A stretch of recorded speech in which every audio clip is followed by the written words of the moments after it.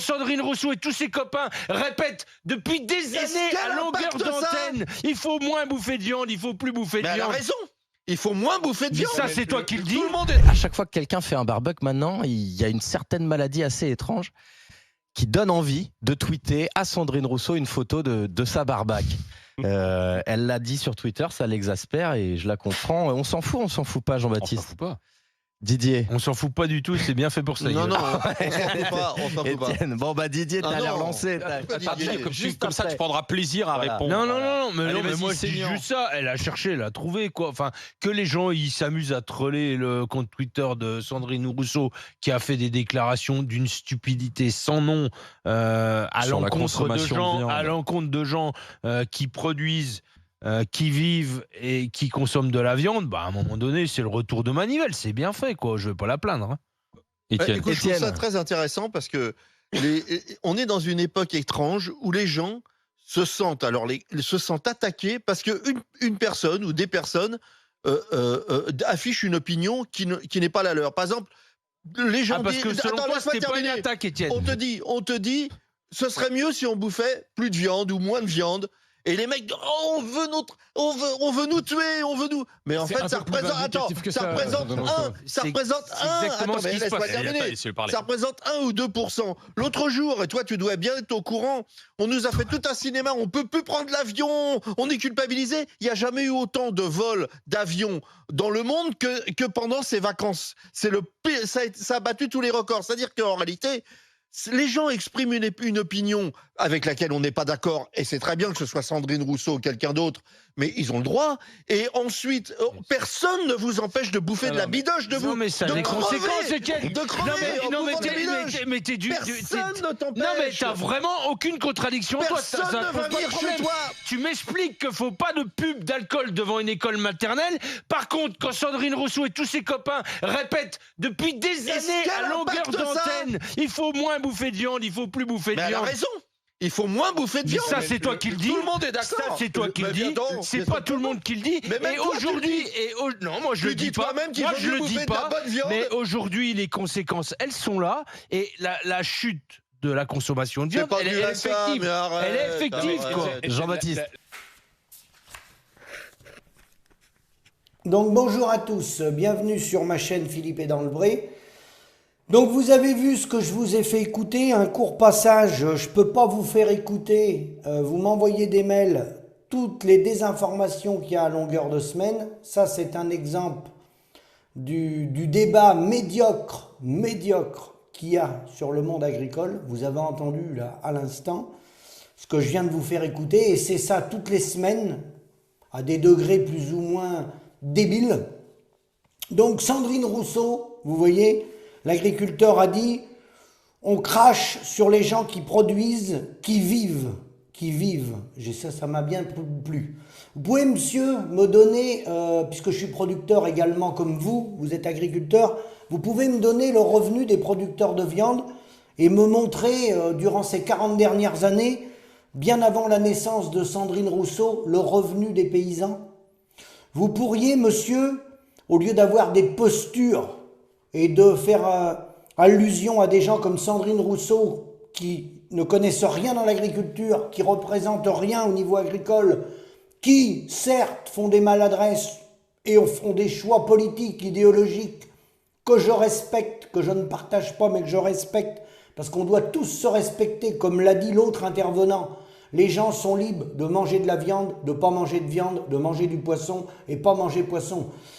Jusqu'à preuve du contraire, c'est pas Sandrine Rousseau qui empêche les consommateurs de manger. Il faut arrêter les conneries.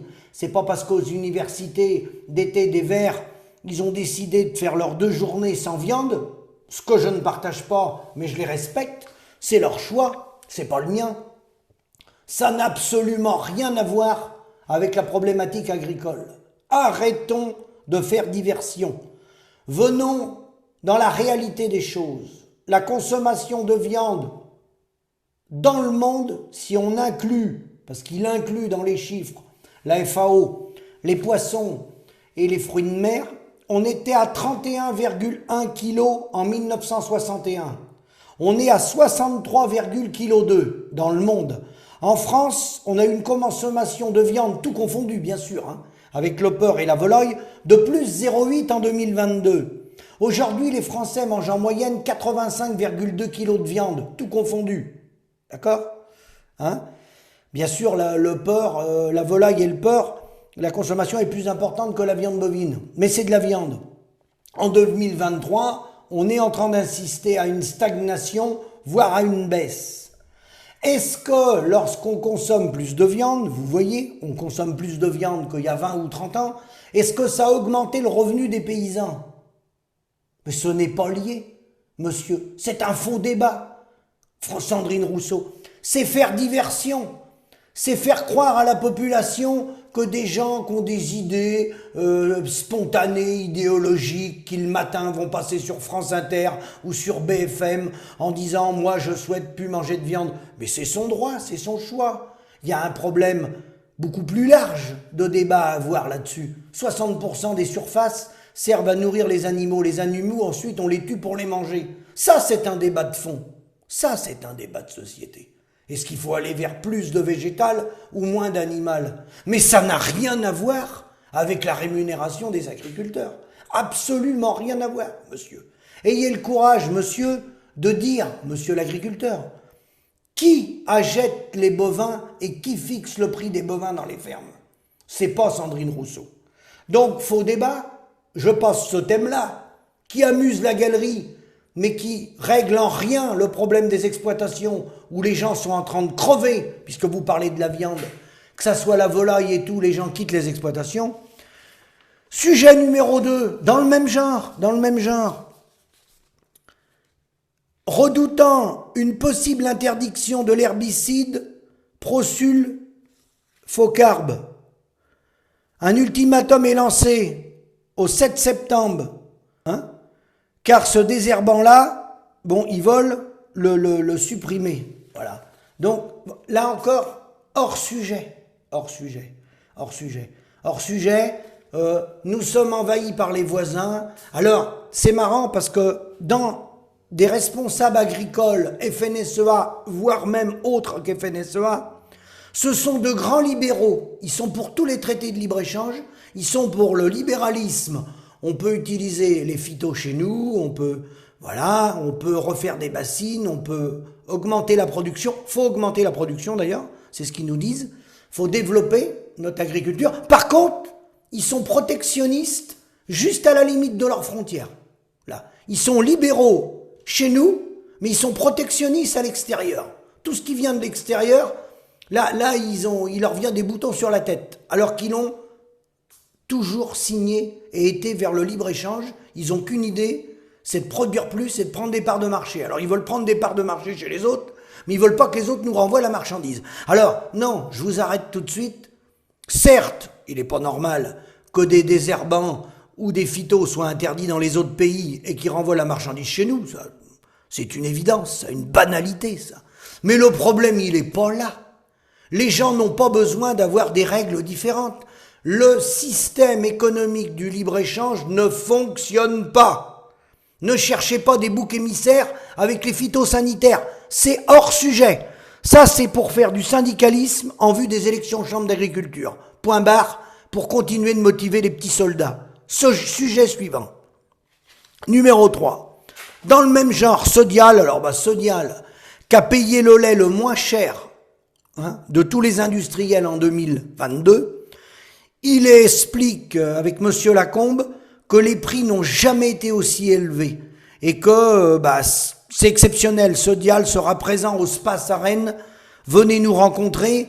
C'est un record. Nous avons jamais atteint des prix comme ça. Oui, je confirme. C'est un record. Il n'y a jamais eu autant d'arrêts d'exploitation laitière et on ne peut pas renouveler les générations, à commencer par les fils d'agriculteurs qui ont bien compris que le bateau prenait l'eau et que les agriculteurs gagnaient pas leur vie. Donc quand vous voyez des torchons, parce que moi je vais appeler ça un torchon, quand vous appelez des torchons de mensonges comme ça, proférés soit par des responsables syndicaux sur les pesticides, soit par les dirigeants de Sodial, alors que les gens sont pas rémunérés et qui sont exploités par l'industrie agroalimentaire et que Sodial se permet de dire que le prix n'a jamais été aussi élevé, mais ça veut dire quoi un prix ?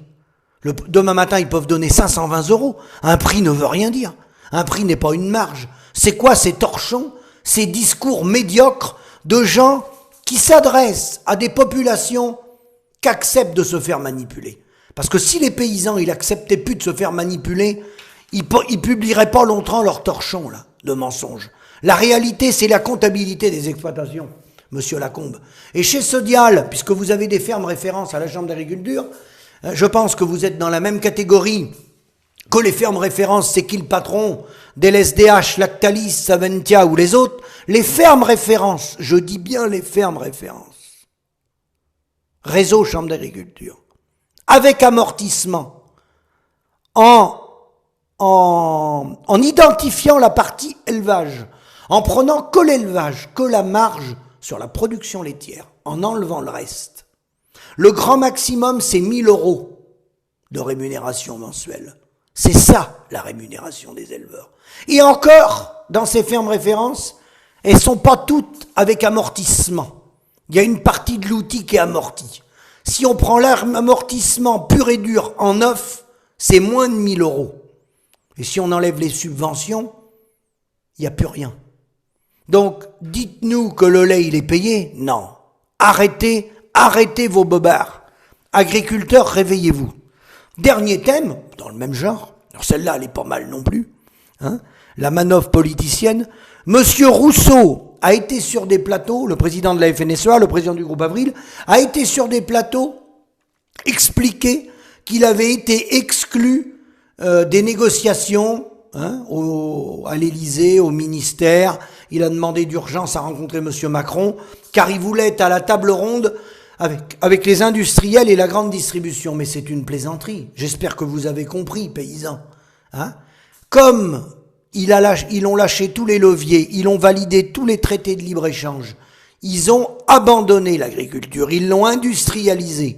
Là, il veut faire croire qu'il n'est pas invité, hein, et qu'entre guillemets, il va se mettre en position, on l'a bien compris, les élections chambres vont se rapprocher, il va dire que c'est pas lui le responsable, mais il n'a pas besoin d'aller à la négociation avec l'agroalimentaire. Vous savez comme moi, si vous suivez les informations, que l'agroalimentaire, hein, les outils agroalimentaires, coopératives et même privés, parce qu'il y a des fusions entre les privés et les coopératives, et il y a les interprofessions.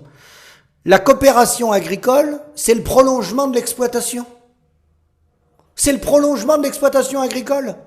Mais la coopération agricole, c'est qui? Si ce n'est la FNSEA, c'est qui?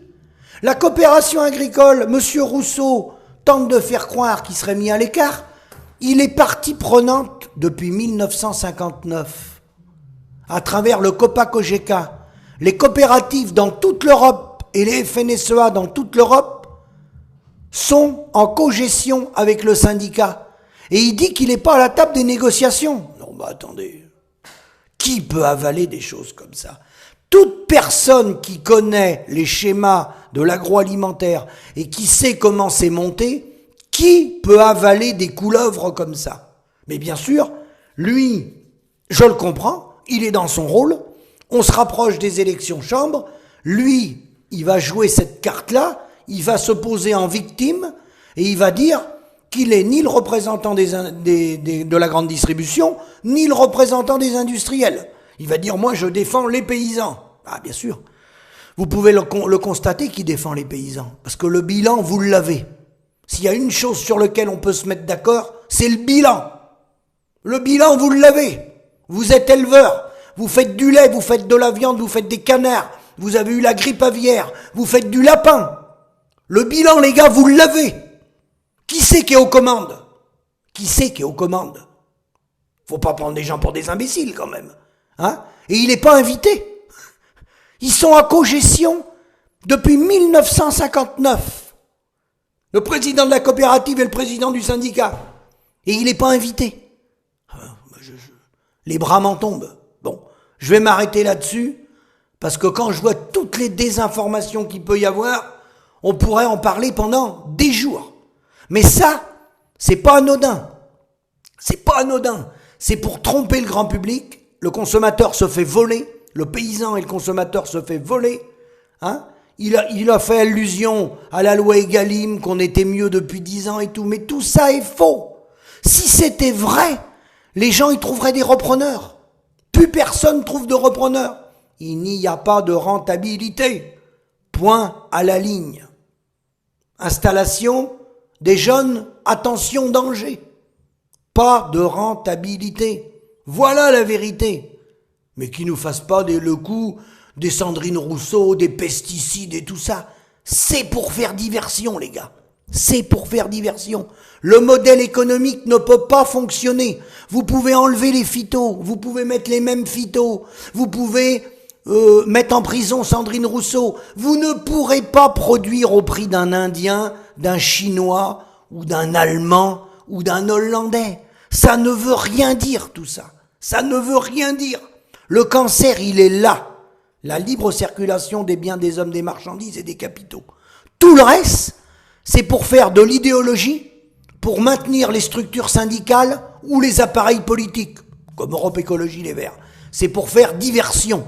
Mais ça ne traite en rien le problème de fond. Ça ne traite en rien le problème de fond. Et la misère dans les campagnes, c'est un scandale ce qu'est en train de vivre le monde agricole. Cousu de mensonges sur tous les plateaux. Je vous dis merci et à bientôt. Envoyez-moi des mails.